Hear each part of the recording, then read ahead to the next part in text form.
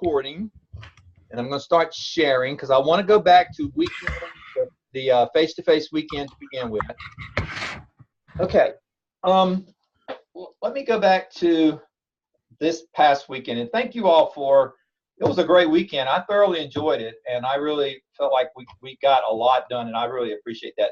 I just want to remind you a couple things. This is where your presentations are going to go, and even though the deadline or the timeline would be on March the 5th, realizing again that all of our due dates are really kind of up in the air. Is just try to help you. The basic purpose of the date is to help you kind of keep on pace, and you guys are pacing yourself well.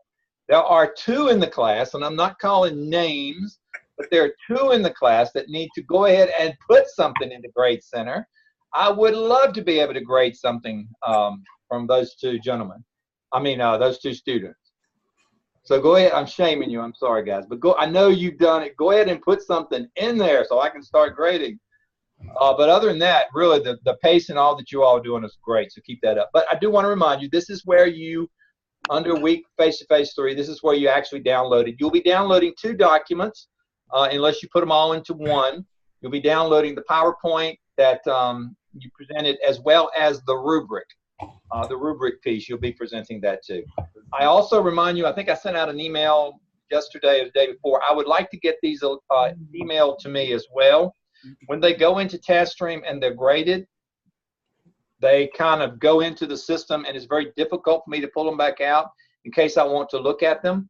And because I do want to save these into a file in case the state ever asks us for any suggestions for PEASL, I have the list and the name, and I can kind of share them your name as possibly someone that they may want to consider to be on the committee. So if you have not done so, if you don't mind emailing me your PowerPoint as well as your rubric, that would be great.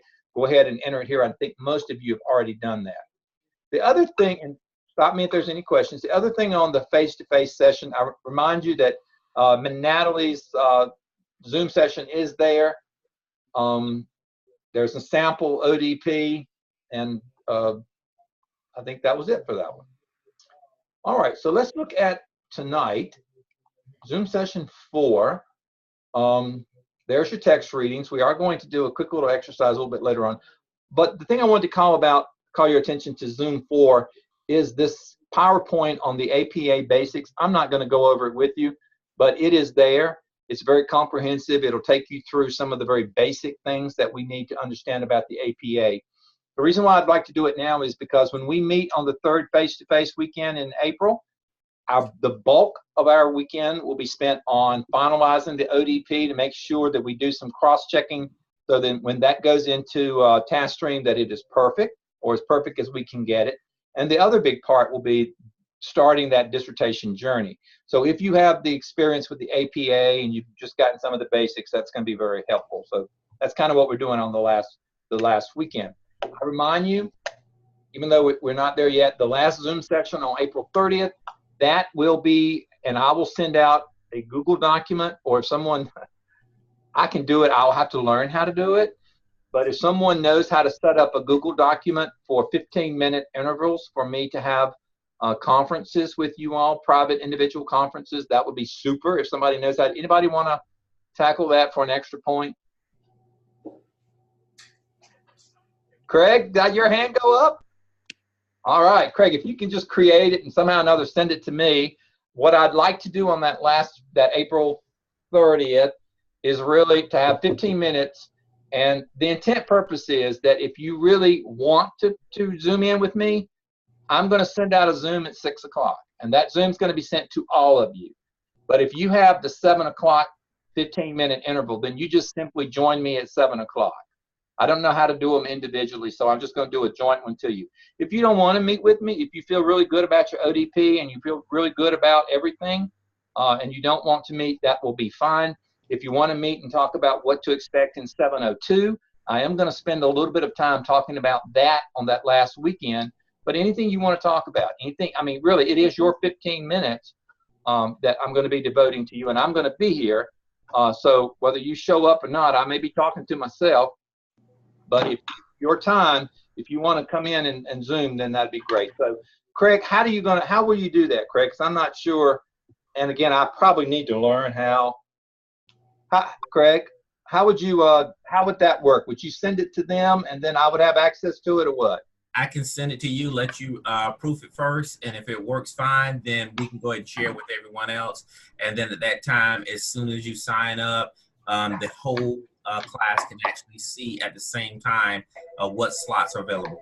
Okay, and can you put in it also the column, not just for the time, and it'll be 15-minute intervals, but maybe if the topics, like what you want to talk about, like a little, that case, I can be kind of prepared if you want to talk about something, you know, and it could very well be just, if you put down 700, that means we're talking about grade, we're talking about the ODP, we're talking about how to get to that final across the line here at the end.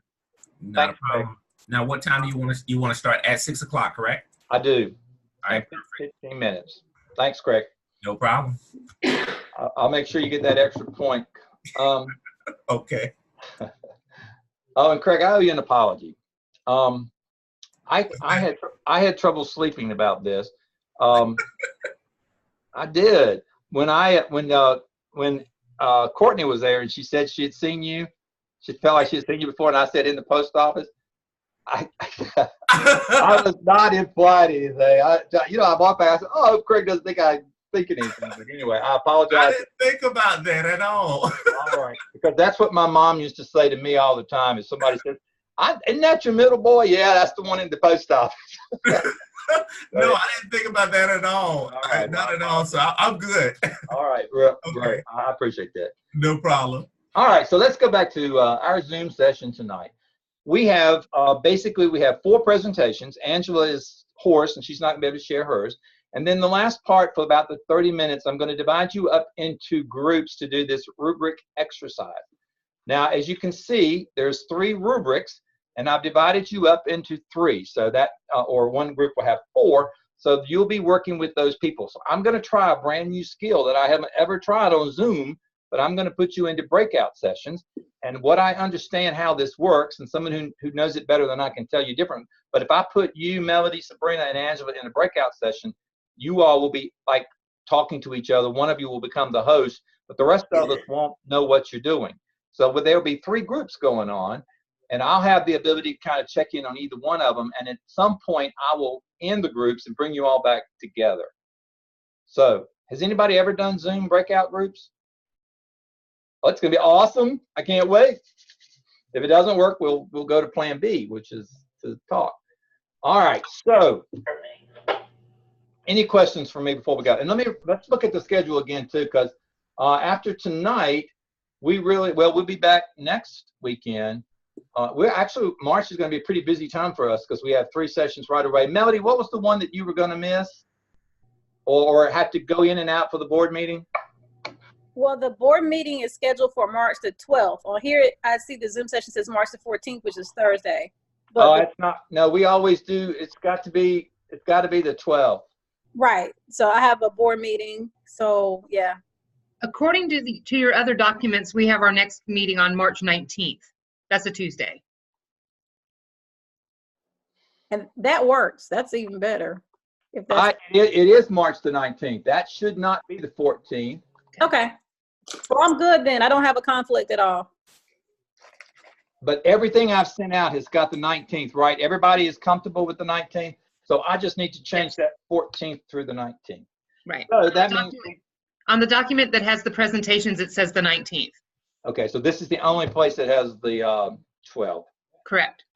Thank you for catching that. Excellent. So Melody will get to be with us. Always nice when you're there, Melody. You bring donuts and great conversation. All right, so that's our schedule. I will change that. So we'll meet on the 5th, the 19th, the 26th. Then we'll meet again. We'll be done for a while as far as Zooming. Actually, that will be our last Zoom session. And then between March the 26th and April the 13th, I will be available if anybody just wants to privately Zoom with me or give me a call or through email. Because what I really want you to do between the March the 26th and the 13th and 14th of April is to really finish as much as almost all of your ODP.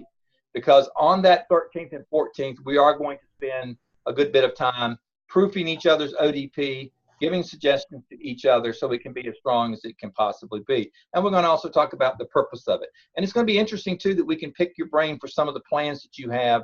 Because I will tell you, honestly, when you were doing your presentation Sunday, I picked up so many great ideas from your presentations. I mean, and that's the whole purpose of the graduate program, is for you to learn from each other as well. All right, so tonight, I need to get back over here with you guys. So tonight, we have the first is Sabrina. I believe you are first with chapter 7. So if you will take over being the host, let me stop. I need to stop sharing. Correct.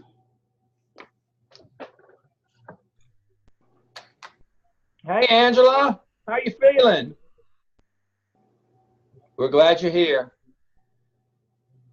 All right, Sabrina, if you will just go down to that share. You see the little green thing? It's at the very bottom. There you go. You got it. Now remember, when these presentations, the real beauty of this is when we all act as peer. One of the things we're going to have to work on is this peer review thing. But that's the strength of your doctoral program, because when you look at the 10 of you, every one of you are going to be with each other every semester. And so you're going to get to know each other quite well. And when you do graduate from Gardner-Webb and get to earn that doctorate, you'll be kind of doing it as a team. So that's part of our approach. So remember, peer review. All right, Sabrina, it's all yours. Good evening. The 21 irrefutable laws of leadership. Mine is law number 7, the law of respect. Oops, sorry. People naturally follow leaders who are stronger than themselves, and if people do not have trust in you as a leader, they will not respect you nor want to follow you. So that was the key factoid from the chapter. Whoops. Okay, so they had a strong emphasis, a leader by any other name. They focused on Harriet Tubman, and Harriet Tubman was an escaped slave who became the conductor on the Underground Railroad, leading slaves to freedom before the Civil War, all while carrying a bounty on her head. So they were saying that she was a unique leader because she was so strong and so resilient. She was also a nurse, a Union spy, and a women's suffrage supporter.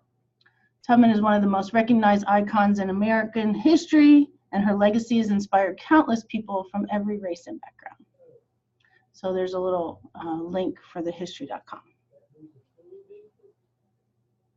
So the law of respect, people naturally follow leaders stronger than themselves. Now, what do you mean by, Sabrina, what did the chapter say? How does it define stronger? Did it give any examples of stronger? Is it like physical strength? Yes, it's coming up on my next slide. All right, go ahead. Sorry. I know.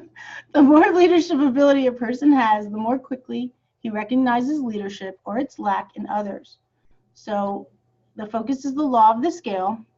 So I want you to take a moment as I go through these 11 slides, think of and rank yourself as a leader from 1 to 10, 10 being the strongest. And I'll bring up this question again. But if you would be asked, what would your answer be?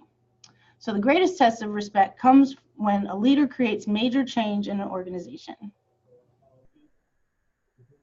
Oops, keep going the wrong way. So the more leadership ability a person has, the more quickly they recognize leadership or its lack in others. So the law of respect, leaders go their own way when the group first comes together. So I think of it as a social gathering situation, and you see people talking around the room, or a convention or an educational workshop. You see people talking to one another, as you see here. They're not sure who the leader is, but they gravitate toward the situation in the room. So soon people change their direction, or in a school environment, high school, middle school, elementary school, soon people change direction to follow the strongest leader. So you would hope that this comes up in your PLCs, in your workshops, in your AP training institutes, your principal training institutes, and you see that people gravitate toward the strongest leader. So people naturally follow leaders stronger than themselves. I didn't add the third slide, which was in the textbook, that said they follow the strongest leader based on whomever is leading, principal, superintendent, in line with even the school board. So the way that the author talked about it was to gain others' respect, and there were 6 qualities so that they can become those stronger leaders: natural leadership ability, respect for others, courage, success, loyalty, and value added to others. Before you go on, are you going to talk about these? Because if not, I want to hit on them a little bit. I can define them if we. I was just going to ask a few questions of folks. Sure. So, natural leadership ability, how do you define that, Sabrina? I mean, what is it? What are some of the qualities of a natural leadership? So as the text talks about it, people say you're either born a leader or you can learn to become a leader. Okay, and if you're born a leader, what is that? How's that? Natural leadership would be able to show all those qualities: respect, courage, success, loyalty. You're in a group and you just naturally say, I'm the one that will organize this event. I'm the one that will organize the plan. It's just a natural ability to make sure people are safe as well as productive. Okay. Respect for others. Now, I have an undergraduate elementary degree, and I was in numerous workshops that say no one can truly define what respect is. And everyone has a different sense of respect. So respect could be in a classroom where the student sits in the seat and follows the teacher's directions, and that could be respectful. Or respectful could mean that you're in a high school environment and the student may be at risk, and to show respect, they'll sit in the seat, follow directions, and use their manners. So respect is varied in all different situations, but respect as adults and the law of respect means that you can show your best professional self with others. Courage, and that's the courage to lead, that's the courage to make sure that you're keeping your school safe as a leader. Success, as defined as what to your goals may be. Loyalty would be your dedication to whatever your goals are. And then value added to others, meaning that are you a contributing member? Are you contributing member of your admin team, your PLC, your community, so on. Okay, Sabrina, which one is the most important to you of those 6? Oh, definitely respect. Absolutely. Anybody have a different one? Value added to others. Okay. I would say loyalty. All right. Anyone else? I would have to agree with Matt on loyalty. So let me ask you this, everybody. We had respect for others, value added to others, loyalty. What we didn't have, and you all may have mentioned this, was success and courage. Those kind of, well, the natural thing too, but those 2 kind of stood out to me because I can think of plenty of leaders who have courage and who by some measure have been successful. I wouldn't follow them. Would you? Think about it. If it's safe, you may be courageous and you're in a school lockdown situation and you're trying to keep those students safe. Right. I mean, that is important. It's important to have courage, but I mean, I have seen courage and success by all measures or different measures in people that I would not consider great leaders. They may be leaders, but I don't consider them great leaders. I mean, I think of politicians. I think of people who, who rise to the top through. I just want to make. To me, it's pretty clear that the respect and the value and loyalty and those kinds of things, and even loyalty may be a little iffy for me, but those are the kinds of things that come from being a great leader and come from respecting others and giving value to others. So, I wouldn't I wouldn't always say that I would follow a leader that's been successful, because you can be successful in all the wrong reasons. You can be successful and you can have courage in all the wrong reasons. I mean, some people call courage just stupid. They just go forth and do things that just throw themselves over the train because they think they're crazy. Anyway, I'm diluting your PowerPoint presentation because I really want the point to be made. Success and courage are not necessarily always they may be successful leaders, but even a successful leader may not always be the person you want to follow. I would naturally want to have those personal relationships. So go ahead. I'm sorry. Oh, can I ask you a personal question? Sure. Why you said that loyalty like isn't like one of your biggest? Why don't you consider like loyalty to be like one of the ones that you look for? Okay. Well, if I had to narrow it down, now it would be it would be with these others here, but Okay. I think loyalty. If you're blind loyal to someone, I'm thinking, and here's a perfect example. And if I offend anyone, just know you're paying me to do this. Is the way that the Senate Republicans, blind loyalty. That's exactly what that is to our president. It was like that when the Democrats were there with Obama. That's when your loyalty is misplaced and it's blind. Did that answer it? It's a good quality to have, Matt, but it's not one that necessarily rises to the top for me because I've seen it abused too much. But if you have that value to people and you have that respect for others, I mean, it's very difficult to me, it's a little harder to say that's not a good trait in having in a leader. So did that answer? Yes, sir. Now, loyalty is usually a good thing, but it can be a bad one. So can success, so can courage. But I don't know if it could ever be bad to have really great respect for others or really bad to have great value, giving value to others. And I'm sure there's some examples out there, but to me, those are the cleanest that it's kind of hard to find a bad example. Sorry, Sabrina. Oops, my mouse is so sensitive. So John C. Maxwell had a strong quote: when people respect someone as a person, they admire her. When they respect her as a friend, they love her. When they respect her as a leader, they follow her. So that's the foundation of why I say respect is important, because people will follow if they know that you're going to be clear, kind, and have those values that they can trust. So respect has to be earned. People don't follow others by accident. They follow individuals whose leadership they respect. So I want you to take a moment. Who chooses to follow you? And what is your leadership level? So here's the test.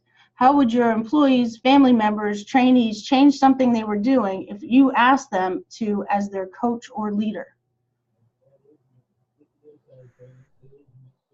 Would your employees or your staff, would they do something for you if you asked them as their coach or leader? Do you feel that that would come up as a respect earned? Most of us would say yes, correct? Right, Crystal? I would say yes, definitely. Right. Good. So there's a big reflection on Dean Smith from Chapel Hill and his star player, Michael Jordan. And Dean Smith said, what to do with a mistake, recognize it, admit it, learn from it, forget it. So that was a very strong leadership mistake. And Michael Jordan said, learn your, I can't see it. What did it say? Learn your leadership. Every day. Every day. There we go. Learn your leadership every day. So what I wanted to take a moment is what we try to grow even in our admin team is when you make a mistake and you're in the middle of high stakes ACT testing and an error happens, admit it and learn from it and just move on. But I think sometimes we're in a near perfect, we often feel we're in a near perfect position as leaders, that if we do make a mistake, it's so tumultuous and so devastating. I think it's important that we learn from it, but we do move on. Does everybody else have that perspective, or do you feel differently? I think it depends on who that leader is that might be above you. Definitely, you want to be in a situation where as a leader, you want people to learn from their mistakes, and then they're in a position where they can move on forward. But, there are some leaders who they demand almost perfection. Correct. Can I interject, Sure. Oh, wow. This is a great book that it's called The 12 Leadership Principles of Dean Smith. That reminded me of that. It was written by David Chadwick, but Phil Ford was one of the speakers. You remember Phil Ford from way years ago? Was one of the speakers that went around talking about some of the leadership qualities that they picked up from Dean Smith. It's a great book if you like Chapel Hill and Dean Smith. So one of the final quotes, if you're a 7 as a leader, 8, 9, and 10s aren't likely to follow you, no matter how compelling your vision is or how well thought out plan you devised. So what can you do about it? So what would you as individuals do if you're a 7 as a leader and 8, 9, and 10 aren't likely to follow? And you're in a leadership meeting, you're at a central office training. What can you do about it? Anyone have any thoughts? I think that's when self-reflection comes in, and being a lifelong learner, continuing to build on your knowledge and continue to build on leadership skills like Maxwell talks about in this book. Very good. And I would also probably add, if I was in some sort of training with them or something, maybe trying to give them a role or allow them to be able to have some part in what it is that I'm doing, or even if, for example, there's a 8, 9, or 10 who's on my staff, what things can I do to be able to, let them utilize those leadership skills and in the long run maybe learn something from them, but try to keep them busy and give them things to do. Let me unload that a little bit. Is it possible to have some in your building or in anybody's building? Is it, as the administrator, is it possible to have some 10s that are teachers or staff members? Absolutely. Very much so. And you will know who they are, most of them, and you will probably you will butt heads with them on occasion. They're not a 10 just because they want to be. They're a 10 because that's their personality. Mm-hmm. Matt, you have any in your elementary school? Yes, I think we have a lot of 10s. I think sometimes part of I guess my responsibility is being like a young leader is trying to get your 10s to like follow like your vision, even though like I'm new, I'm young, is like still just trying to like follow my my vision. So I can kind of relate to this. And the younger you are, probably the more, and this is true, and this is why I asked Matt this, because the younger you are, probably the more you're going to have some of those teachers who've been in your building 5, 10, 20 years who have grown to be naturally powerful. They probably have lived through 5 or 6 principals. Yes, it's like at my school, especially like because Chapel Hill, they retain like a lot of people just come back, and you have like teachers who've been teaching for like 30 years. Like we have this one teacher, she's been teaching so long that she taught 2 of the teachers that's at the school. And that's just something you just come into and knowing you have to like gain their trust and gain their respect. And it does take time. Like now I'm in my 2nd year, and it feels like this year is like a little smoother. Well, everything, but it's just like I can definitely see my relationship growing with a lot of them, but I definitely had to like put that year worth of work in and build it and gain their trust. Melody, can I ask you, do you have those at the central office? Hello, I'm sorry. That's all right. Do you have those at the central office? Oh, absolutely. And I've only been there since October. So there are people that have been there. They know the ropes. Like I still come from a lot of times from the school building level mindset, and the district level is just so different, the way you have to think about things. So you definitely have to tap into the skills of the people that are around you that know more, have been there, have done that, and have demonstrated great leadership qualities over the years. So you absolutely, I think that's part of being, I think like Hope said, it's part of growing. Like you have to be all about continuous improvement and growth. You can never be stagnant. Right. And I'll just add one thing to what you said, Melody, and probably more so at the central office than what you will discover in your building principles. So when you all become assistant superintendents or the superintendent, you will find, now the superintendent is a different thing, but when you move into the central office as a director or an associate or an assistant superintendent, you will find that sometimes those folks in the central office really aren't there because they're 8, 9s, and 10s. They really are. They're there for other reasons. They're there because they've been moved there because they were 5s or 4s or 3s in their building. And unfortunately, we do too much of that. But sometimes don't think just because they're in the central office, they're an 8, 9, or 10. You have a lot more knowledge and expertise, and will have, than some, not all, and many. And I'm not being overly critical to central office, because there's some really super great people there. But there are not. Don't just automatically assume that everyone there is 8, 9, 10, 8 even. So be careful, pick wisely, and Melody, as you start building your partnerships and your relationships at the central level, make sure you pick the 9s and the 10s. Okay, that's all. Thank you. That's it? Mhm. Okay. All right. What do you suggest that we Oh, do? wait a minute. I'm sorry. I have 2 more. Sorry. Oh, so I went with my favorite leader when it comes to leadership and solving problems is Colin Powell, General Colin Powell. And I want to take a moment to reflect on leadership is solving problems. The day soldiers stop bringing you their problems is the day you have stopped leading them. They have either lost confidence that you can help or concluded you do not care. Either case is a failure of leadership. So what I wanted to reflect on is that when people think you don't care, you get results that they think you don't care. So that's key. He's one of my favorite leaders. So the law of respect to your life.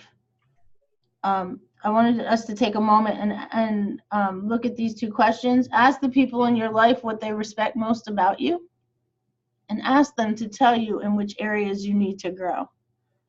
So I'm looking forward to doing this.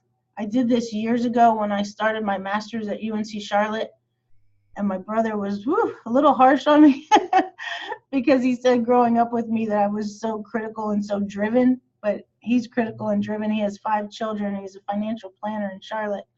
So I'm curious to see and I'm even going to ask my neighbors, ask them what they respect most about me and where I think I need to grow. I'm looking forward to doing it. Super. So finishing up your presentation, you ask us to consider where we are 1 to 10. Do you want to share yours, or would you? And you don't have to. Share my what? Where you are. You ask us to rate ourselves 1 to 10. Oh, You don't have to share, but on a scale of 1 to 10? wasn't that your question to all of us? It was. Okay. It was. I think in the position that I'm at as associate principal, I would give myself a 9 because I'm an associate principal. All right. And I'm very respectful of the principal, and I would want to have him have the characteristics of the 10 out of just respect. Again, that drives me, because if I was in the seat as a principal, I would want to have that leadership ability as a 10. Awesome. All right. Thank you, Sabrina. Any questions for Sabrina? All right. Thank you. If you can quit sharing. Crystal, if you want to go ahead and take over the host.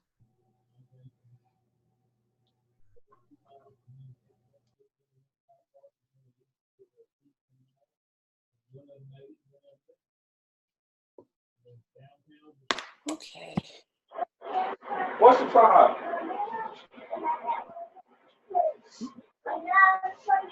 Hey, go in there and eat. Go eat. Hey, Angela. Doesn't even make JB. Hey, Angela, we're hearing a lot of noise. I don't know if you want us to hear it.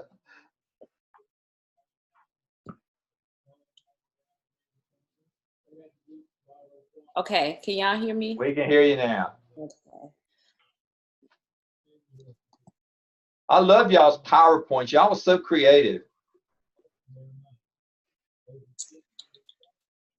All right, so I had chapter 9, the law of magnetism. And so the main thing that the author tries to convey to us is that who you are is who you're going to attract. Every leader has a list of qualities that the ideal person that works for them or they can hire would have, whether it be based on their communication style, their age, their beliefs. So what would be on y'all's list for the ideal person for y'all to hire? You mean the people that we would hire if they work with us? Uh-huh. Okay. This would be interesting. Well, I've always tried to hire people that had aspirations for something greater than a lot of times what it was I was hiring them for. So that's just something that was always important to me. I like when people come in and tell me that they might be applying for a teaching position, but their ultimate goal is to be an administrator or an instructional coach. So those people I know are interested in learning and willing to take on additional responsibilities. I definitely think about people being flexible, and that comes down to, I mean, maybe it's because I'm at a middle school, but you've got to be flexible to a certain extent, and just willing to be open-minded to try different things, because there's never a dull moment. And I would say that they need to like people. Oh, I like that one. They need to like children. Mine would be they have to have a lot of energy. So they have to be like extremely passionate, and they have to have a lot of energy. And I'm going to piggyback off of Levette. I definitely look for the relationship piece, especially with middle schoolers, and how they plan on working with students, not only in their content area, but building that student into the person that they'll become.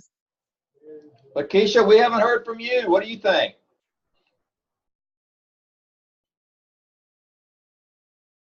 Okay. So my list, oh wait, my computer. I would want them to be honest, caring, flexible, goal or solution oriented, responsible, creative, teachable. And so it goes on to say that typically, even though these may be the qualities that you want for people to have, if you don't necessarily possess them, you may not actually attract them. And so even though we all can say, well, I'm different from such and such, when you start looking at the groups you kind of like run in and the people that you hire, you'll notice that there are some similarities. They take on the similarities of the leader. And so I'll call these the magnets. The first one is generation. Oftentimes, individuals that are hired share a similar age to the leader, department, and or company. So an example of this is like the dot-com boom. It was mainly people in their 20s and their 30s. And even if you think like on your campuses and stuff, you always have one department that's got like a whole lot of young people, and then a department with some really old people. And that's probably not a coincidence. Crystal, what do you define as old?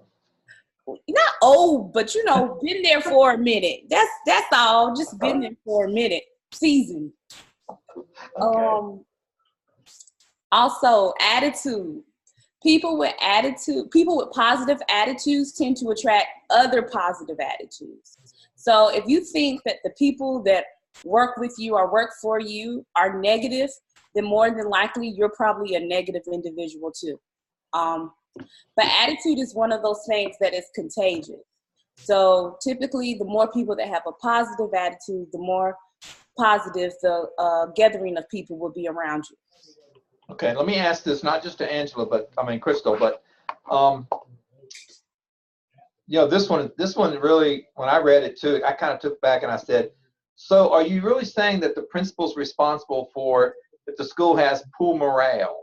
And this is what I thought Maxwell was saying, was that if the school has poor morale, then the principal is is somewhat responsible for it, because perhaps he or she has poor morale, because that's kind of what I took away from it. And I have always thought when I was a principal that, and somebody asked me about, if I was in a position where the school had poor morale, what are you doing about it? My first couple of years as a principal, I was thinking, what can I do about it? And now I began to think that maybe perhaps I was not as happy, or perhaps my attitude was not as good, and I was leading toward that morale. Do you all necessarily believe that the principal's responsible for the morale of the school? I think it depends on how long that principal has been with those people. If you're a principal and you're new in the building and the morale is low, obviously you didn't attract those people. You got that job, and it's your job to try to get rid of those negative Nellies and change things around. But if the principal's been there for a while and the morale tends to be low, and you have a culture of low expectations, that sort of things, and people tend to be on the negative side, then I think the principal does have some responsibility in that. Okay. I think it's twofold. I think sometimes that you can walk into a situation where, the morale is low, and you can try your best to do everything to increase it, and it just doesn't budge. But I also think that you could come to a situation where morale is high, but they might not be receptive to like your ideas, so that could bring the morale down, or things are going on that could bring morale down. Interesting. Okay, thanks. Another magnet is background. So people with similar backgrounds tend to stick together. For instance, blue collar workers, or people that are participants in the NFL, typically, maybe they all come from the same type of background. He tells the story of Teddy Roosevelt and the Rough Riders, and how all of them were like high class individuals because their leader, Teddy Roosevelt, he came from that same background.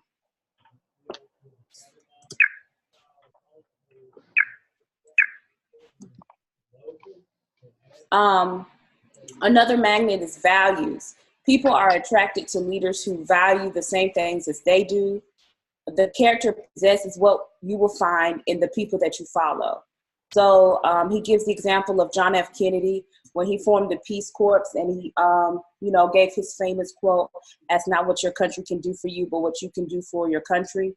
And that was kind of like all the people that were wanted to do service and stuff. That's why so many people signed up, and still today still do sign up for the Peace Corps. But it can also be negative, like with the Nazis and Hitler and the Holocaust and all of that. So values is one of those things that can be very powerful. Energy.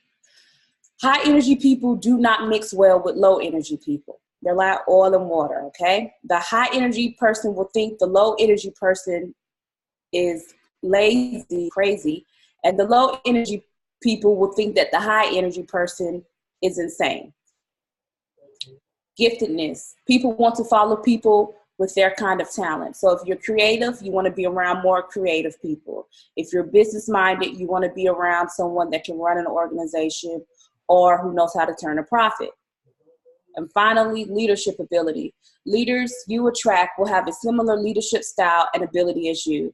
So he gives the example of, if you're a 7 in your leadership ability, 5s and 6 most likely will follow you, but not a 2.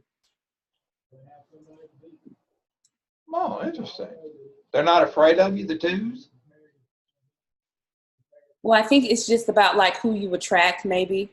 Oh, who will be in your inner circle, maybe? Right, who would be in your inner circle. Can I ask a quick question? Yes. Okay, going back to that energy, because I know this one is one that, I have worked for people who really have no energy whatsoever. And I don't, I think I have ADHD, I really do. And I think that pushes me a little bit to kind of interrupt. And you guys know me better than most. I am just, I jump right in there. And I think it's because, and it's not because you have low energy, but I've never been so more frustrated than working with somebody who you just want to say, you want to pull it out of their mouth. You know what they're going to want. You know what they're going to say. You just want to pull it out and say, come on now. Or they're telling us, and not a good principal skills. If people tell you stories, you need to listen to them. You don't need to stand there and try to pull them out of their mouth. But it can be extremely frustrating for people who have a lot more energy to deal with someone who's very slower energy. And for that person who has very slow energy that's in their leadership skills, you people with high energy, you bother him to no end, or her. I mean, you're just constantly like little gnats. just trying to get his attention or her attention. So both styles, this is absolutely 100%. And you can think back through your experience, whether you're high energy or low energy, and both get the job done. It's kind of frustrating to work with people who are a little different. So this one truly rings home. And I'm trying to tell y'all that because that's why I interrupt and that's why I ADHD. Sorry. All right. Enough about me. Move on. And so a prime example of the law of magnetism was this famous basketball coach, and he ended up being a commentator too, Al McGuire. He was really unique. He kind of led his teams the way he wanted to. He didn't fit the mold. And he said that a team should be an extension of the coach's personality, and that his teams were arrogant and obnoxious. So now let's discuss. If we think about the list that you made at the beginning, are the people you lead similar to you, and was this intentional? I think there's a mix. And I think part of it is because I wasn't able to choose everybody that I lead. So I think that there is a mixture, but I think that I do agree that the similarities attract, but I also think you need to have some people that are different in order to make things come together 100%. So I think you need to have some of those opposites so that when we're making a plan, we're able to kind of consider all parts of the puzzle when we are trying to make sure that it's right for my whole staff. But no, I do not have all the same people. But like I said, I wonder if I was able to hire everybody, would it be that way? But I think that I would probably want some people different just so that everybody's not like me, because I need help in some areas. My staff, we did something called e-colors, and I don't know if any of you guys have done it, but from that, we've done some staff development utilizing e-colors, and each, depending on your specific color or a combination of color, kind of determines your personality type. And so that's been real useful for me. I realized I've got a number of blues on my team, but I also know that within my building, there's a number of reds. Those individuals who get it done, but they might not come across and be sensitive to individuals' feelings like the blues. So as I look at that, I am kind of conscious and thinking about the number of blues that I have in my building and how many more reds I might need to get to kind of upset the balance a little bit because we need to get things done. Okay. Before you move on, because Lavette made an excellent point in that almost all of you probably are in a situation, you didn't hire these people. You have inherited the negatives. You've inherited the other people who aren't really what you would normally pick. I would dare say if you look at your school setting, 50% maybe less, maybe are people that you wouldn't hire if you got to open a brand new school and take them with you. That's the real measure of the kind of question that Crystal's asking here is, if you could create your own school and take whomever you wanted, how many of your current teachers would you take? And I would say if it's like average, you'd probably take half. And some of those you might take them because you need that kind of teacher. You need that EC teacher or you need that Spanish teacher. So you're right in that you are not in a position at this point that you get to pick your people. And that is where you have to learn to either work with them or work around them. Okay. So how to apply this law to your life? The first thing you have to see is whether or not you are satisfied with the type of people that you are attracting. Then you should seek out individuals who are strong in your weak areas. So this requires you to be really self-reflective and honest with yourself. You also want people that will complement your leadership as well as those that will help you in your weak area. And in order to do this, you have to be intentional. You have to go out and actually seek out people that are strong in your weak areas. And then it also encourages you to seek out a mentor, someone that can help you grow your leadership.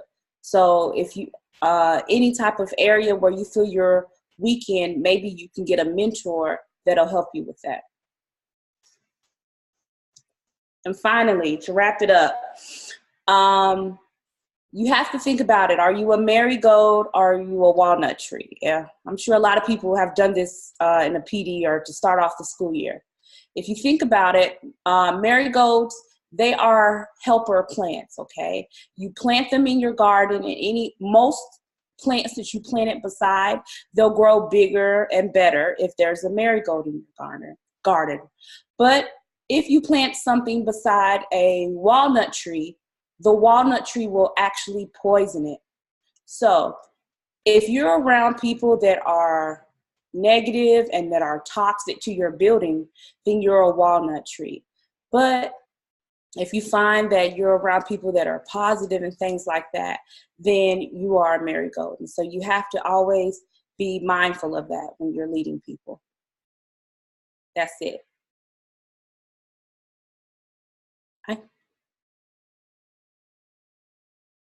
I like that analogy. Thanks. Is he? We can't hear you. Dr. Stone, if you're talking, we can't hear you. We can't hear you. Okay, I'm sorry. This is a great exercise in that, you know, one of the things that I remember someone doing a long time ago, a principal who I had a chance to sit in on their opening meeting. She went from this slide right here or something similar, and she passed out. Everyone got a packet of the marigold seeds.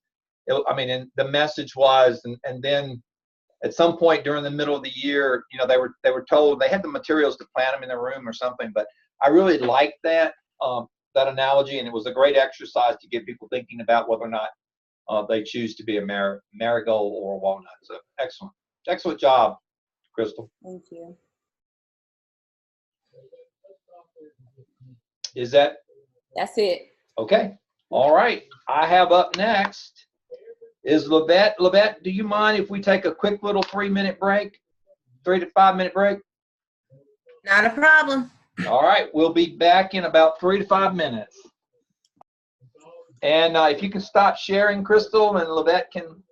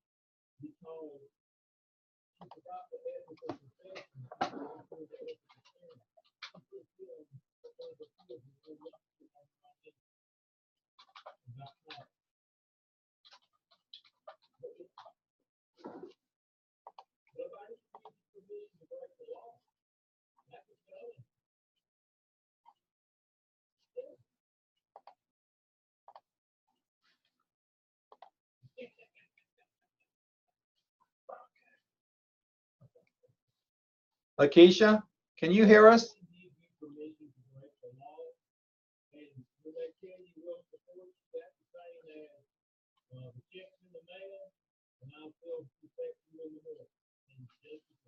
All right.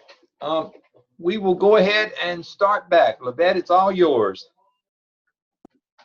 Can you see my screen? Yes, we can. Okay. So I had chapter 10, the law of connection. And this chapter, I'm glad I got it because I think it's very important. So it's one of those laws that really stood out to me. So I'm really glad I was able to have this piece. But he started out the chapter talking about how he went to a conference and he always tried to go to conferences to find great speakers so that he can continue to learn from them. And he said that his favorite speaker was Elizabeth Dole. And he went on to list her characteristics and mentioned her and said that she was a great communicator. And then one of the best things about her was that she made people feel like she was their friend, which means that she made connections with people and she was always very approachable, which is why people loved to see her and listen to her speak, and they were just drawn to her. But then he went in and talked about her husband, Bob Dole, who at that time was running for president, and he didn't win the presidency, but he was speaking on how they were opposites in regards to how they communicated. His style, he was very stern, very distant, and didn't make connections with people. And just asked the question, he wonders if he was different in regards to how he communicated, would the decision have been different with the presidential election when he ran? But he really started off about how Elizabeth Dole just made people feel very comfortable and like she really cared and like she was their friend. Then I go into the lead with the heart piece, and I read this quote that says, "You can't move people to action unless you first move them with emotion. The heart comes before the head." And he spoke about Frederick Douglass, and someone made a quote about Frederick Douglass that said, "Through him, people could cry, curse, and feel. Through him, they could live slavery." And I just want to take a minute. What do y'all think about that statement and that quote regarding Frederick Douglass? How do you think that they were relating that in regards to leading with the heart and his communication skills and connections?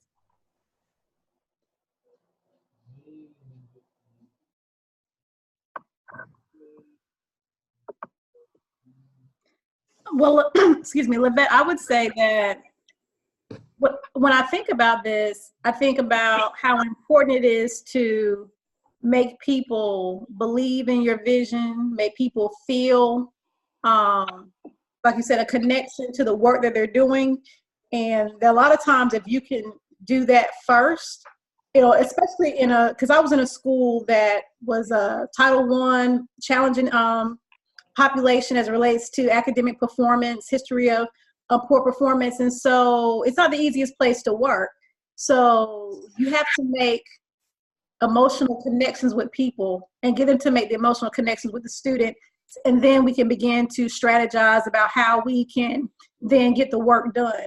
But I mean, I totally agree that I think it goes back to Comer's quote, which we all have heard. I think it's people don't care how much you know until they know how much you care. I think it's communicating the relationship and the connection piece first, especially in education. Absolutely. Absolutely. And Lovette, I think before you move on, I think of a great a great connection with this now is another person we could rate, and this is, honestly, was Barack Obama. I mean, Barack Obama was a great leader because he made people feel, you might not like his politics, but you couldn't deny the fact that the man was personable. I mean,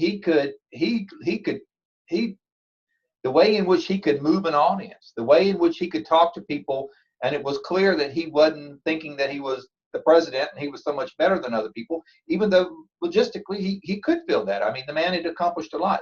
But if you ever watch some of his speeches or some of his great things, he really is like one of us. I mean, even though he's the president of the United States, he has the ability to relate to people. And when he says that he understands the pain that people have when they don't have insurance, he does. I mean, he may not, but you get that from him that he actually does. And that's kind of what I got out of this Frederick Douglass quote, is that it's someone who you really feel like is walking in your shoes. Right. Exactly. I think Obama is probably our most noted one of all in modern politics anyway. Absolutely. And when we talk about connection, I'm sorry, y'all. The connection talks about what this one quote says: the stronger the relationship and connection between individuals, the more likely the follower will want to help the leader. And making sure that we are getting to know the people that work for us, I think, is the most important step before we get anybody to follow us. And so it's really about finding ways that we are able to connect with individuals by getting to know people on a level where they feel comfortable and they are able to trust us. And a lot of times as leaders, and I'll speak personally for myself, I try very hard to kind of keep my personal life and my private life separate in work, but sometimes you have to find those ways to be able to, again, relate to people and to their issues and let them know that you're human too. And we will get through these different things, and then that helps you to be able to get people to follow you wherever you're going to go to try to reach your goals. So just finding those ways to build those connections is very, very critical. And that's kind of the overriding message that he has in this chapter. And talking about the credibility piece, you just have to know, people have to know that you're genuine. Most people can spot fakeness very quickly, and we'll talk about it. And so you really have to build that credibility by really, really relating to people and letting them know that you genuinely want to help them. And then that last bullet is talking about how you have to separate and relate with individuals in order to connect with people in a group. And if you think about any speech that you went to, think about a church service that you went to, where you kind of feel like the person is speaking directly to you. And when you get that type of a feeling, you are much more bought into whatever the message is and those types of things. So you have to find ways to be able to kind of go past the masses and try to reach each individual. And I just asked this question of you just as a thought and discussion. Have you ever been in an event and felt like the speaker was speaking directly to you? Why and what types of things they have done that made you feel that way? And then the flip side of it is, have you ever been to some place and just felt completely disconnected, or I didn't get anything from the speaker? What were the things and the differences that you saw in that conference or that event from the one where you felt very engaged and as if the speaker was speaking to you? Anybody have any thoughts on that? Lovette, I want to talk about a speaker I felt really disconnected from. One of my last years in Cumberland County, you know how at the beginning of the school year we had that big pep rally at the Crown Coliseum? Yep. And there was a speaker that was there, and I found her to be engaging at first, but then her speech kind of took a turn. And she started talking about, she literally said something about like teachers shouldn't be wearing clothes from Walmart to do their jobs and things like that. And when she said that to me, I instantly stopped thinking that she related to us as educators, because I'm looking at the teachers who were sitting by me who were first and second year teachers making a very small income. And what if that's the best that they could afford? And they were still going to show up and do theirs for their kids. So that turned me off from her right then and there. So it was her belief? Yes. At least that's how she stated it, that and she used that term. She literally said, don't go buying clothes at Walmart and wear them to work if you're going to be a teacher. And I kind of understood what she was saying was you need to look your best. You need to, put yourself out there and be a role model and an example for students. But it was that specific comment that made me say, she doesn't relate to us. Right. And that's so funny, Suzanne. And I'm smiling because I was there and remember that speech. And I actually was talking about it yesterday in a committee meeting and was saying we can't have that in, because the only thing that people took from that was she was not connected to who she was speaking to, and it just completely cut people off. Right. And so one of those things that made you feel disconnected was she didn't relate to who she was dealing with. She didn't know her audience. And so that's one thing. She didn't do her homework to see what could be offensive to people. And that just kind of shut down her whole message. Though she had a good message, you have to be careful about the things that you say, the places you are. Walmart's big here in the Carolinas. So you have to be able to think about those things and know the people that you're speaking to. Well, she directly insulted people. I mean, in that audience, there was someone with Walmart clothes on. I mean, probably many people with Walmart. You're right. And the thing is, it was a huge audience. It was every teacher and every employee of Cumberland County Schools in that Coliseum that heard her say that. And then her whole message is lost, because what you remember, Suzanne, is that one statement, whereas she may have had, like Lavette said, she may have had some wonderful messages. Exactly. I stopped listening to her at that point. Okay, good. Sorry, Lavette. Oh, no problem. Anybody want to speak on something when they felt connected and when they felt that the speaker did relate to them? Any ideas, any characteristics that you may have seen? I think whenever a speaker does relate to, I don't have a specific, it's just that it's personal. You can just feel it. They're talking about something that you deeply care about.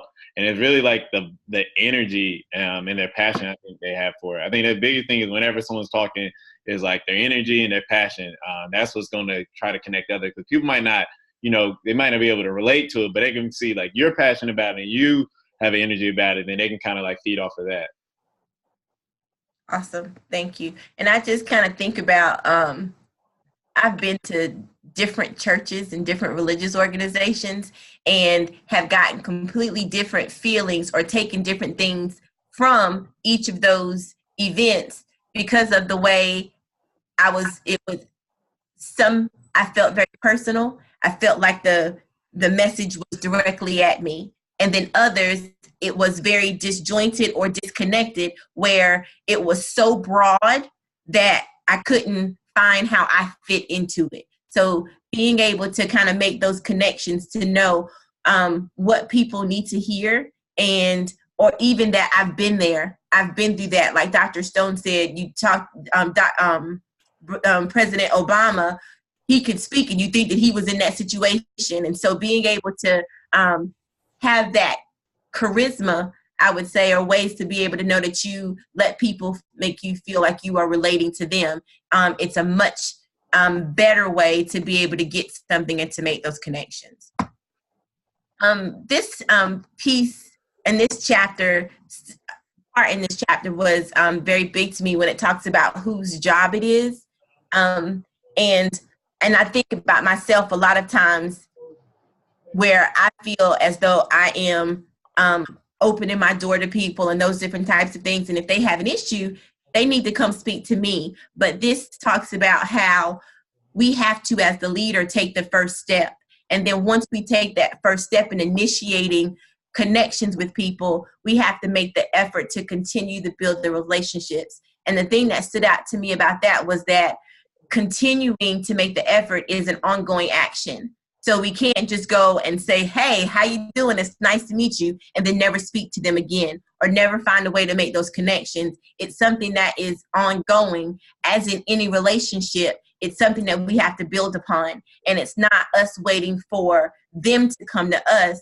We have to take that first step in order to reach the people that are with us. And there are always going to be obstacles. And we can talk about the different types of obstacles and how people treat you, the things that they talk, their body language, their demeanor. All of these different types of things can be obstacles, but we have to push past that because we are the leader.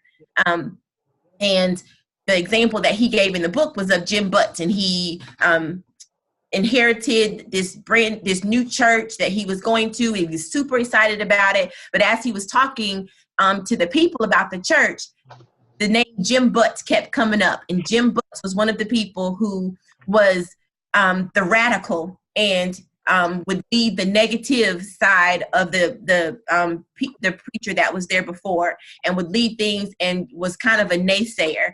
And so when he got there, he arranged a meeting with Mr. Butts and just had the conversation of, hey, I really want to work with you. I've heard good things about you. And I really want us to forge our relationship. But if not, we will go head to head. But I want you to know I'd love for you to be on my side, and that's how we're going to get it done. And when he left, Jim Butts was out at the water fountain crying and saying, I'm on your side, that type of a thing. So you have to sometimes hit those things face on. And I know myself, and there are others who I am a very non-confrontational person. And it does stuff to me when I know that I have to go and have a crucial conversation with somebody or to address it. But as the leader, we have to take that step to say, this is what we see and how we can build those bridges to get us to where we need to go despite those obstacles.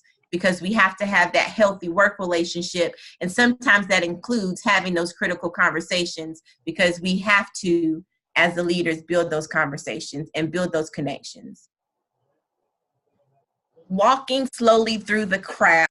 In this piece, it was talking about General Norman Schwarzkopf, and who's made the statement that people don't know how much you know. They don't know how much you know until they know how much you care. And he was a general, and on Christmas he went to one of the forts, and he met and shook the hands of everybody in the dining hall. And he went from one end of the dining hall to the other end. And then he sat down and he had a meal with the soldiers in that dining hall. All those things to make people feel comfortable, to make him relatable. And he shook all the hands, and then it said he went through and came back and did it all over again because new people were there. So he was the general. So it's not like I have to go there and I have to do that because I'm the general. You're going to do what I tell you to do because I'm the general. But he felt that that was a very important piece of making the relationships to get his people to do things. And he felt as though people are people, and these people want to live, and they have families, and I need to get to know them. So we have to think about those ways that we are walking slowly through the crowd and making those connections. And I'm sure that many of you have lots of ideas or things that you do in your building to connect in your office or school. And so do you have any that you would like to share? Oh, this has got to be great. I want to hear these, what you're doing. Well, one thing that I like about this slide is the topic, walking slowly through the crowd. And what I realized is that a lot of times, especially being the principal, it's a really fast pace and you're moving a mile a minute. All the time, there's always something going on. But really taking the time to get to know people, as you talked earlier, get to know their family, ask them, if you know something personal that's going on with them, their husband just had surgery, just say, how's your husband doing? But taking the time to make the personal connection with all of your staff and students, and, from the custodian to the bookkeeper to your parents, it's so important. I just like that whole, for me, it's important to say walk slowly through the crowd, because I'm a mile a minute. let me go, I got to do this, I'm checking off a list, and it's important to take time to engage people in those conversations, because it does mean something when you ask somebody about how their day is going, and not just accepting, most time we always say to people, I'm fine, and we keep moving, but really going into detail and being more specific and getting to know people. So yeah, I agree with Melody on getting to know people. I noticed that we all say we have an open door concept.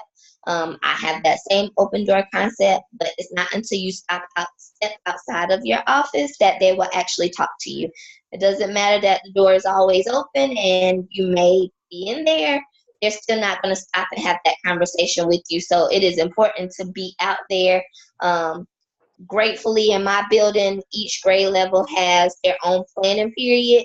So during those planning periods, I can make sure I peruse the halls when those teachers are working in their classroom, not doing much to say, hey, how you doing? You need anything? Whatever the conversation needs to be. How's wedding planning? How is the baby? Do they feel better? Etc.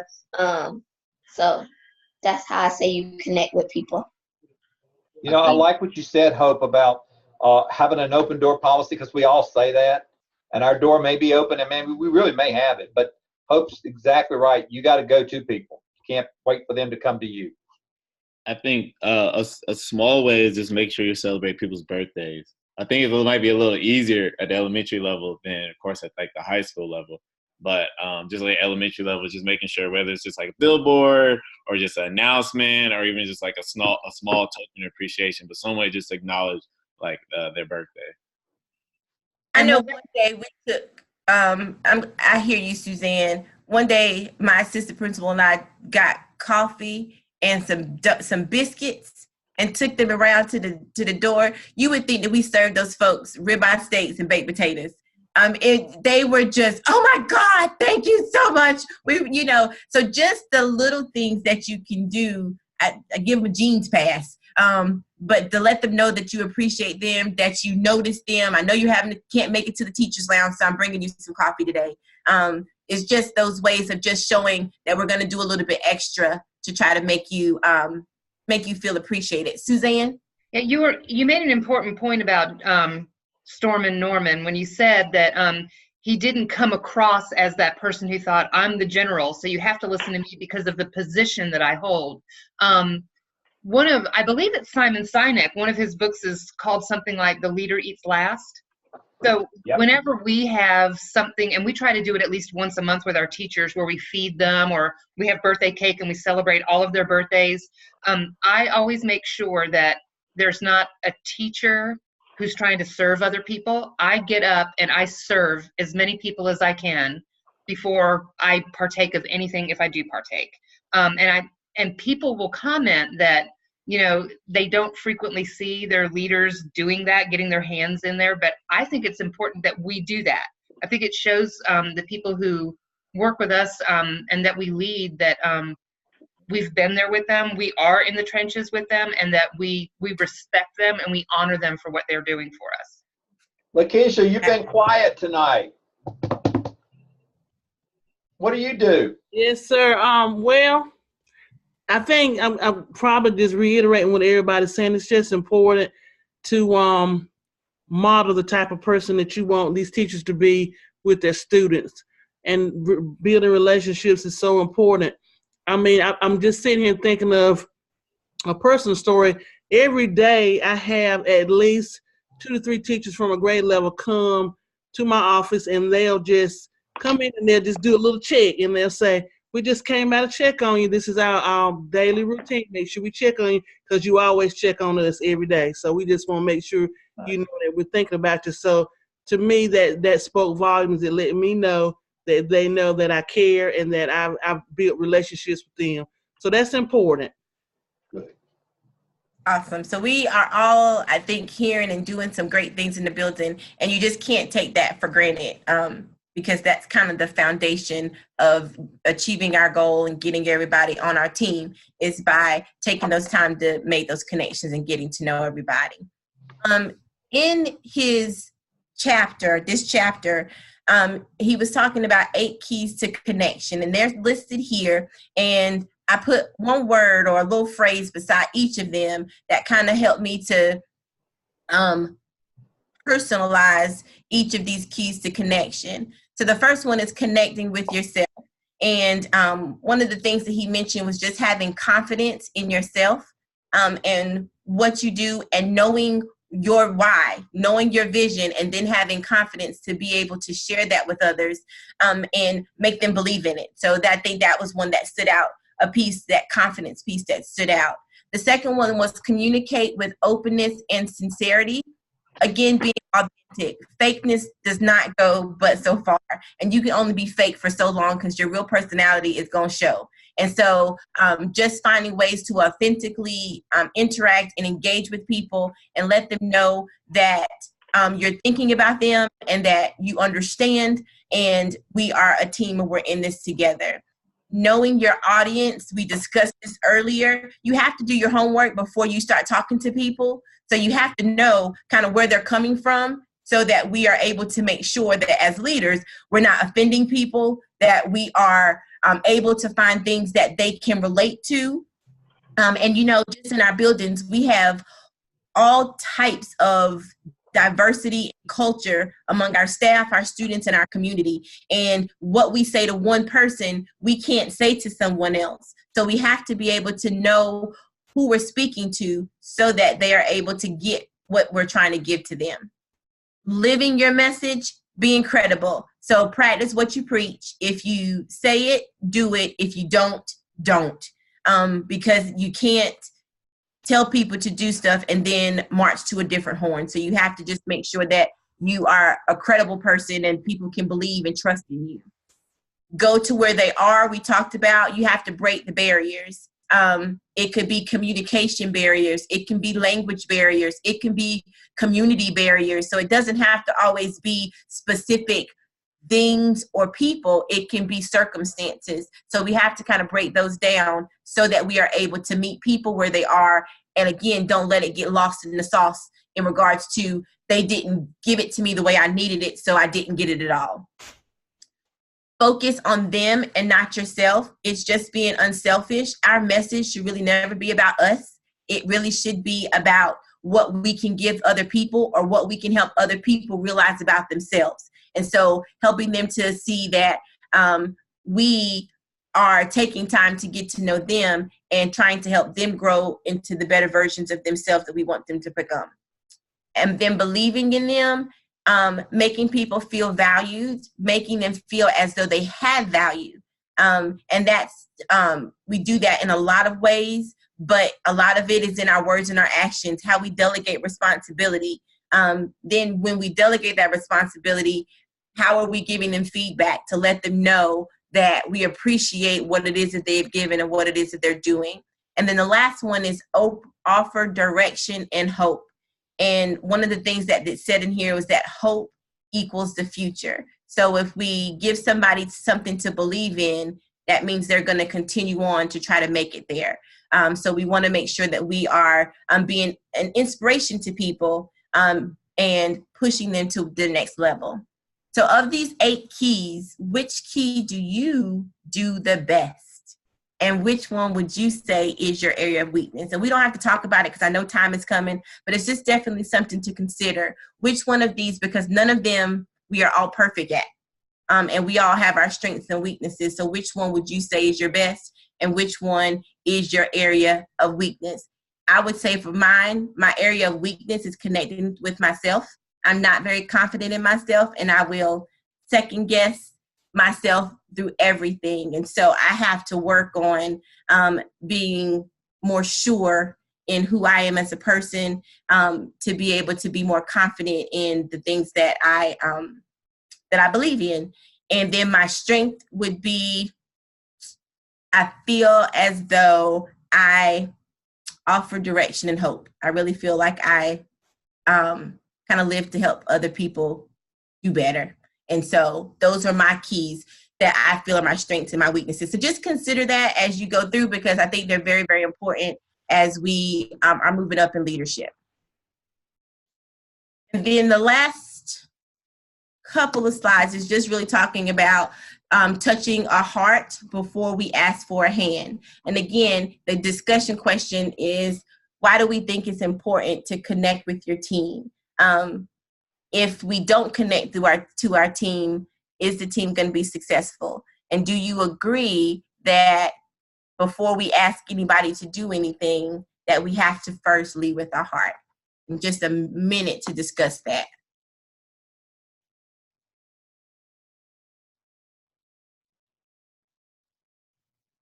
Everybody's done? Yeah, No, I would agree that before you, I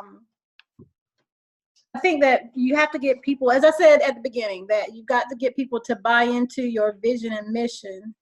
And one of the ways that you do that is by articulating a clear mission and vision, but forming those relationships through the law of connection that will hopefully cause people to believe in you, respect you, be loyal to you, because you have made, you built on the relationships. And I do think relationships are an important part, and you do that through the law of connection, as you said.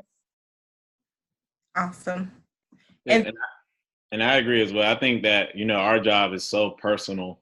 And then there, we definitely communicate a lot. So we really have to, in order to do those two things, we definitely have to reach out and make sure we're establishing those relationships and creating those relationships. Especially because our jobs are very transient, because we can move up, we can move down, we can move different schools, different populations. So we have to make sure we're making ourselves available and open to everyone. Absolutely. And when we do all of these things and put those keys into place and all that stuff, the results of connection equal the things that you see on the screen. Loyalty, a strong work ethic, displays of affection. This was talking about in one of the companies, the whole team got together and put an ad in the newspaper to the CEO. And it was just saying, thank you for taking time. Thank you for getting to know us. And it was this whole thing. And it was for Happy Bosses Day, but they raised money and put it into the newspaper because they appreciated how he led the company so well. So when we are able to put those things out and build those connections, we reap the benefit of having people who are loyal to us, who are going to work and would do just about anything for you, and then are able to give, to show those pieces of affection. And these two little thoughts just rang out to me. It just says that the vision of the leader becomes the aspiration of the people. And we all can think about, through history in our personal lives, someone who has made such a meaningful piece in our lives that we desire to be like them or to do the things that they did. And so when people can feel that we believe in something and that we are making those connections, they're going to do what we want them to do, and they're going to follow us. And so we have to try to make sure that we're living that. And then the last piece was just saying, to lead yourself, use your head. To lead others, use your heart. So we have to sometimes get out of here and take it to how we are relating to other people. And that sometimes means being vulnerable and letting ourselves, that personal side, come through so that others are able to kind of relate to us as well. And then I'm not, by mistake, I bought the workbook of the 21 Irrefutable Laws. And so I had to go back and buy the book. But the workbook actually has some really good practical pieces to be able to take it out of just reading it and making it real life. And this was one of the activities that it had in regards to self-awareness. And we're not going to do this, but I just wanted to share it with you because it asks you to answer these questions to yourself. So you're going to ask those questions and you would answer for you based on how you feel. Then once you have those answers, it says to ask 3 people who know you well to answer the same questions about you, and then get their feedback and see if their answers are the same as your answers. And if they are different, sometimes Dr. Stone, was it the Johari window?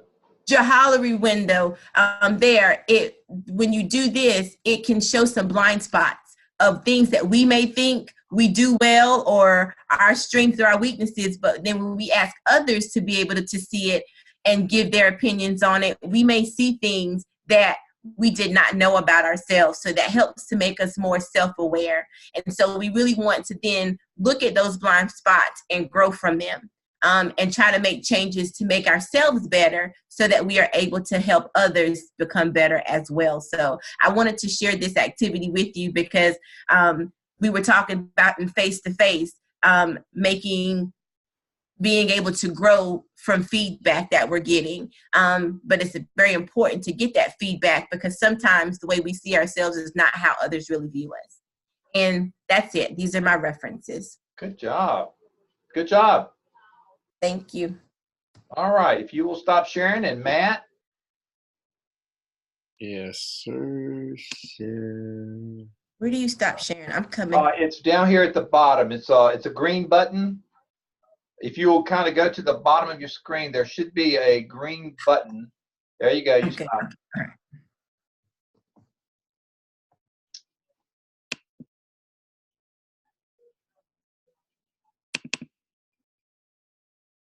All right, you're up, Matt. We see it. Okay. Uh-oh. Does it say loading? It says loading. Okay. All right. So I had Law of the Inner Circle, number 11.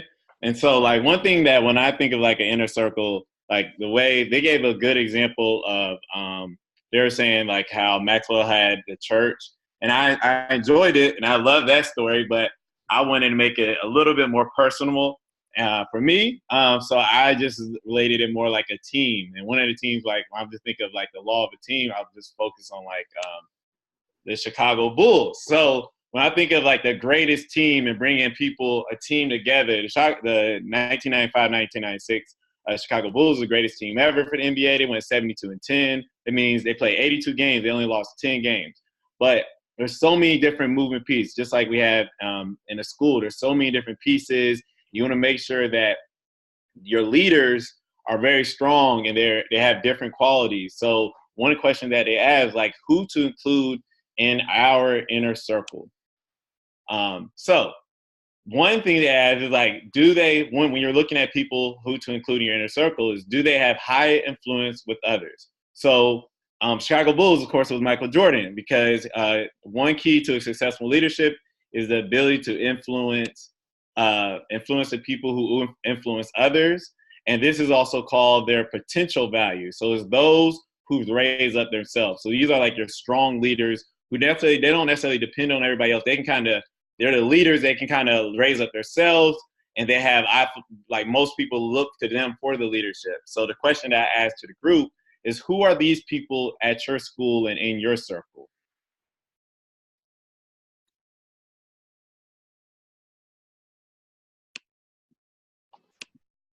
Group? That's funny that you did that.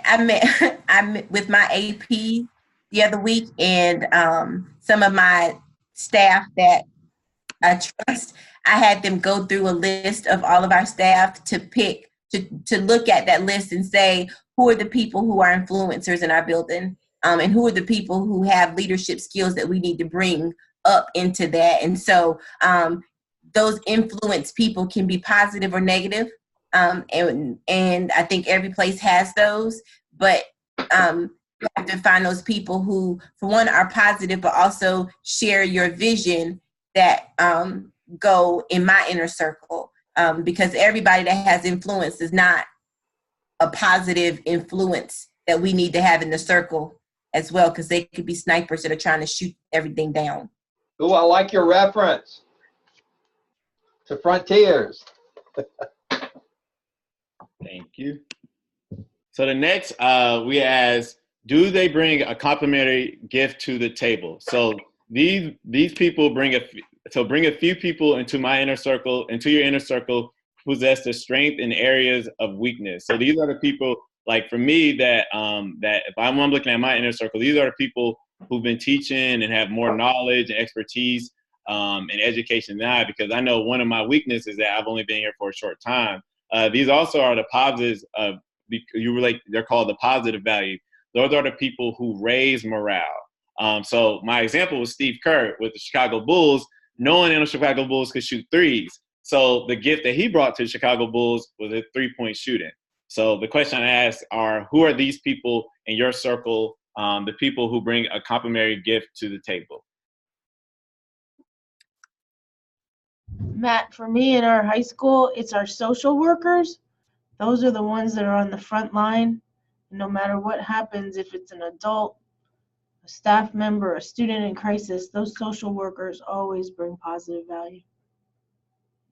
I like that example. I think a lot of times our support staff, like our social workers, our therapists, our school psychologists, I think a lot of those, we're definitely sometimes we have to make sure we appreciate them and definitely give, because they support our students in a lot of ways that we don't even see. Especially like with social workers, with providing food and making sure they have transportation, things and such like that. The third would be, the third question they ask is, do they hold a strategic position in the organization?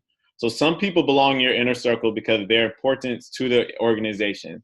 If you both are not working on the same page, the entire organization is in trouble.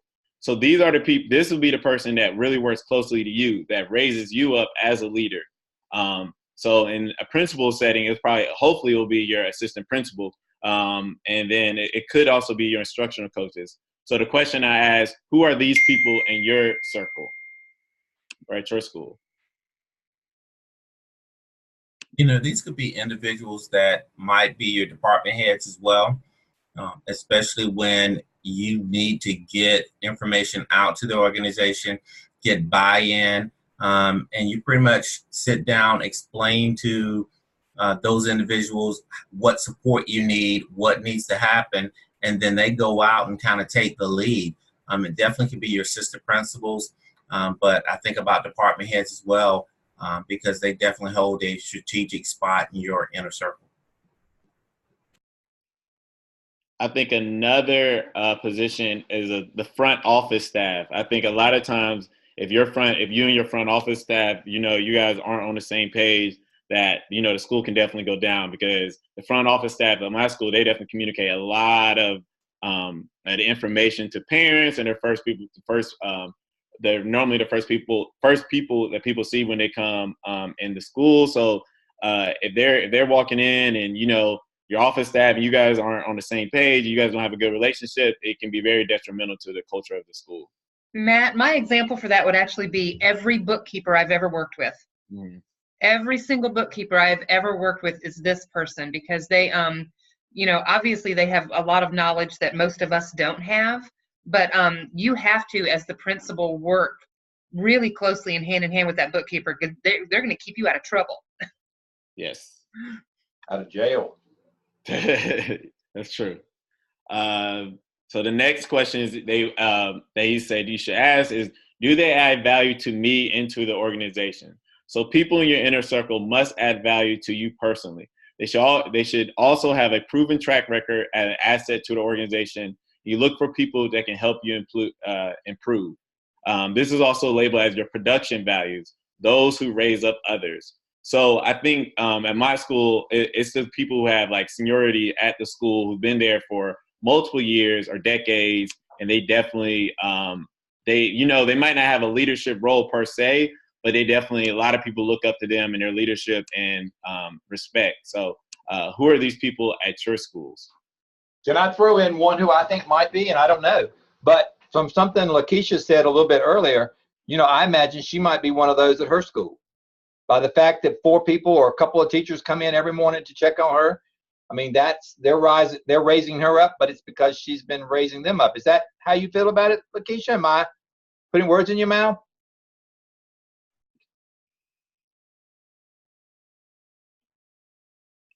You have to unmute it. We can't hear you. I'm sorry. It takes a lot to actually touch a diverse group of people. And when I say diverse group, I have my beginning teachers, I have my veterans. It's a big diverse group of people that come by and check on me, and it means a lot. So that makes me feel like I'm adding value to them by letting them know that they are valued by me. I listen to what they say, and it's good, a good reciprocal relationship, and it makes everything work very well. And aren't they raising you up? Oh yes, sir. Absolutely. Absolutely. I feel supported. Sometimes they can, it's almost like they can almost like read my mind and no need from them, and they just do it. So it makes everything just work. I thought so. The next is, do they positively impact others' inner circle members? So team chemistry is vital. You want your inner circle to have a good fit with one another. You also want your inner circle members to have to make one another better and to raise one another's game. These are called your proven value members. Those who raise up people who raise up other people. So these are the people who just constantly praise. So like Lakeisha would probably be one. Like she's just one of constantly praising people, acknowledging people, being a positive influence. So at my school, like we have it's this lady. She used to work at a school, but she actually retired. But she comes in every single morning. She goes to the garden and she goes water our garden. She walks around. She makes sure she does our birthday board. And she's just constantly just super sweet and super nice. So who are these people at your school and within your circle? We have a teacher in our building who fills this role really well. And I mean, he's a veteran teacher. He teaches math, but he is the one who is constantly, we don't have like a hospitality group or anything, but when it's somebody's birthday, he makes sure everybody knows that it's somebody's birthday. When somebody has a need, he makes sure everybody knows that that person has a need, and he tries to fill it. He's always looking for opportunities to help people grow, and he shares that with everybody as often as he can. He holds a weekly prayer meeting in his classroom about 30 minutes before teachers are expected to be on duty, and he makes it so convenient for people that he's created an account where you can call in and do conference calls in case you're not in the building yet. So he fills that role, and it's just so natural for him. Thank you. So there's three types of people when it comes to leadership. It spoke about three types of people. Is those who get it almost immediately and they're off and running with it. You have those who are skeptical and not sure what to do with it. And then you have another third who start out negative and then hope it will just go away. So a lot of times when you're entering like a new environment, these are three types of people when it comes to the leadership that you'll run into. The big concept is to increase your capacity and maximize your potential as a leader. Your first step is always to become the best leader you can.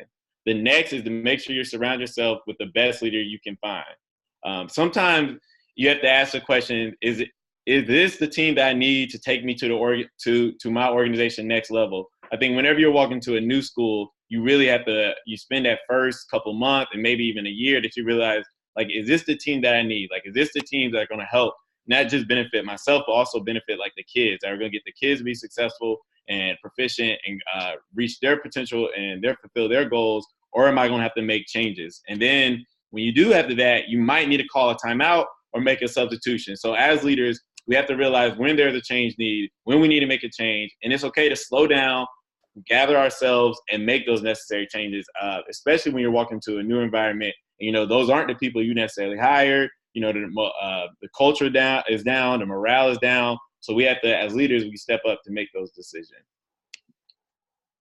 A couple other notes about the law of inner circle. Leaders have to deliver. There is no substitute for performance. So no matter how good you are as a leader, you have to be the one that everybody admires and looks up to. Like, you have to lead by example. I think that's the biggest thing as a leader, is making sure that whatever you ask other people to do, that you're willing to do yourself, whether it's wiping the tables or going to teach a classroom or modeling. Like, I think one thing, especially like during observation season, is like oftentimes we always ask our teachers to make sure, you're modeling. But sometimes we have to go in there and to model for our teachers. Like, I feel like we always assume that our teachers know like the best instructional practices, but sometimes we have to get in there and just model the best instructional practices for them. And we have to use the members that we have around us, whether it's our instructional coaches or as administrator, to go in there and do that. The other is you can you can do what I cannot do. I can do what you cannot do.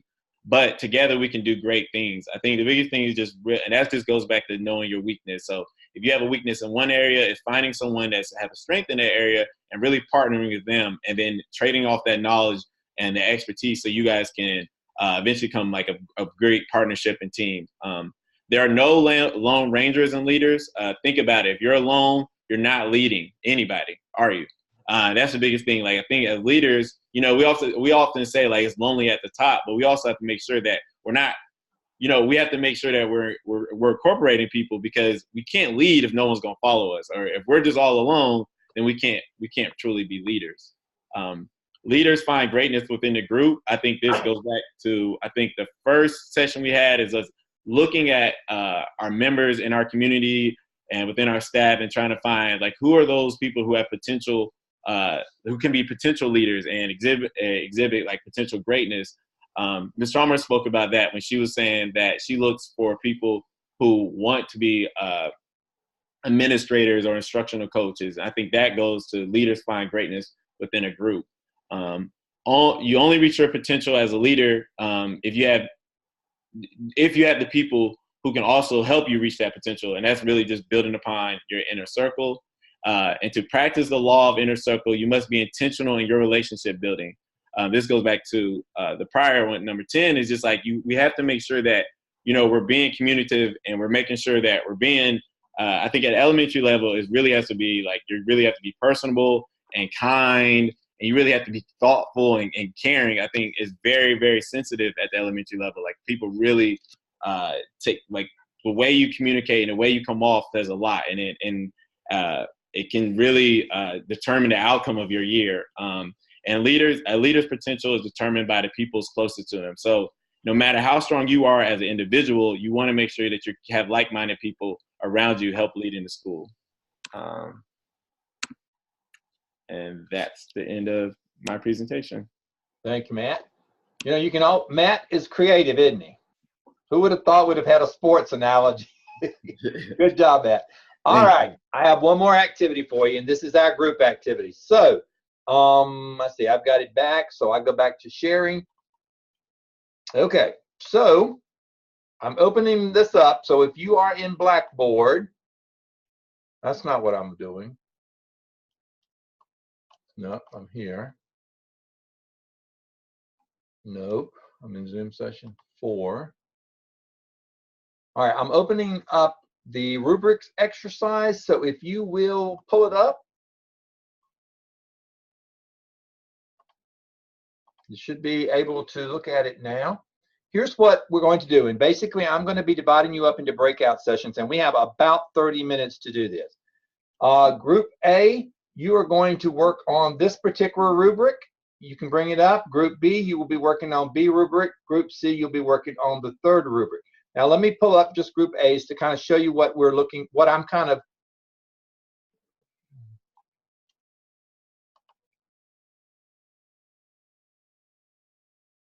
So where is it?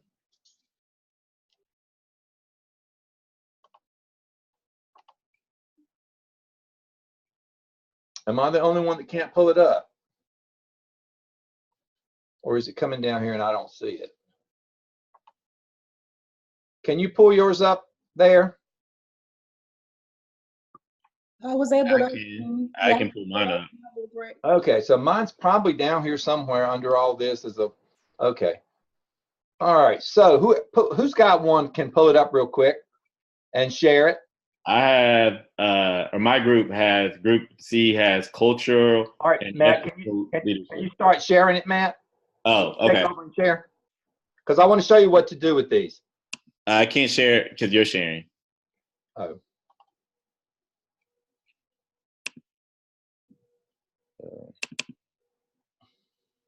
Okay, so whatever group you belong to, this is an exercise that again, a part of helping you toward your dissertation, as well as helping you understand the full program.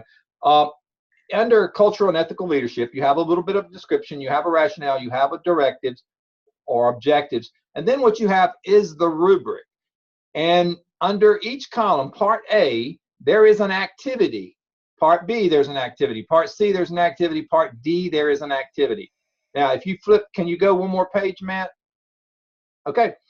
Also, tied to this, and this is a little harder to see, you'll be able to pull it up a little more on your screen, but you have the North Carolina Principals Standards that relate to that particular leadership style. And under this one, under cultural and ethical, you have standard 3, for which we evaluate principals and superintendent, which is cultural, but you also have standard 7, which is the micro-political. So if you'll go back one page, Matt, go back up. All right, so here's what you're to do. Stop back at the rubric. All right, here's your assignment as a group. You are to take part A, and you are to look at everything you have and determine what would be evidence that you were emerging. 1 or 2 evidences. What would be evidences, and you worked on this on the face-to-face weekend when you were introduced to the rubrics, and then what would be proficient and what would be accomplished. And Suzanne, I know you may want to put something in not demonstrated, but we won't do that tonight. We will not.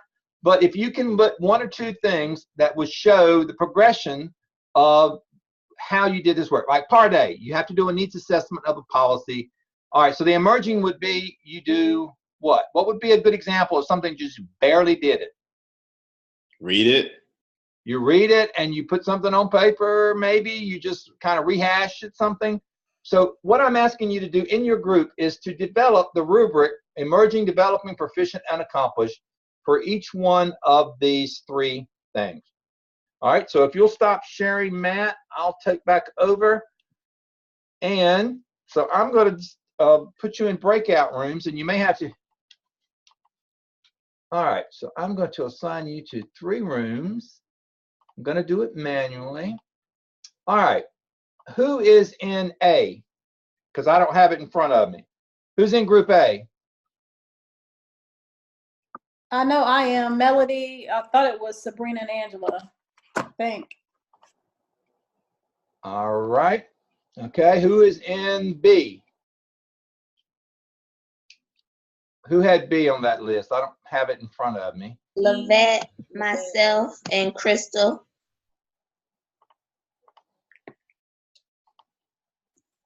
All right.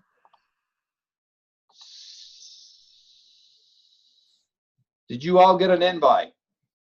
Yes. Yes. Okay.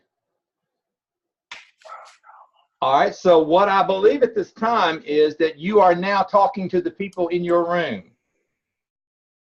I believe that's the way this works. You want to try it out to see if a group can? All right. Is that how it's working?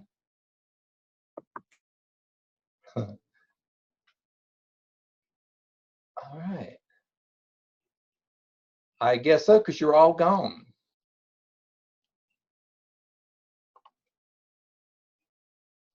Angela, you'll need to join breakout session 1.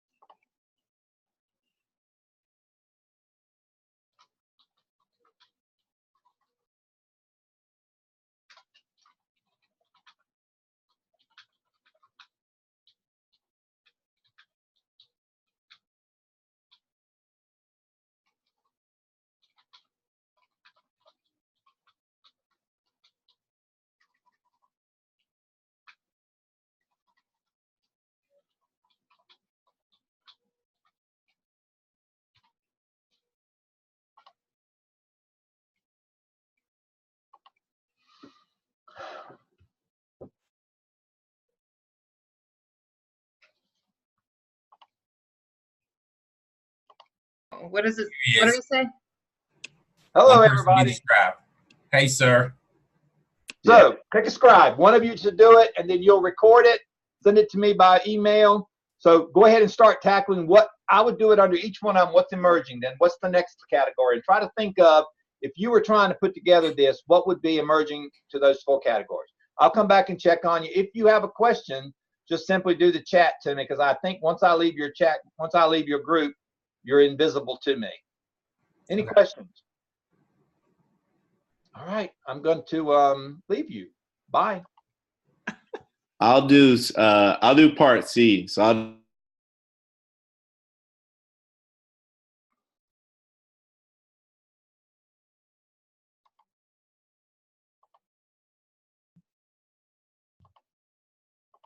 Hello, everybody. Hey. Hey. Assignment clear. So you got to name a scribe, and you'll keep notes and send me the email at the end. So basically, just go through whichever one. I think you have B, and just think of 1 or 2 things that would be an example of this being emerging. What would be an example of this one being? I wouldn't waste too much time reading all the other stuff.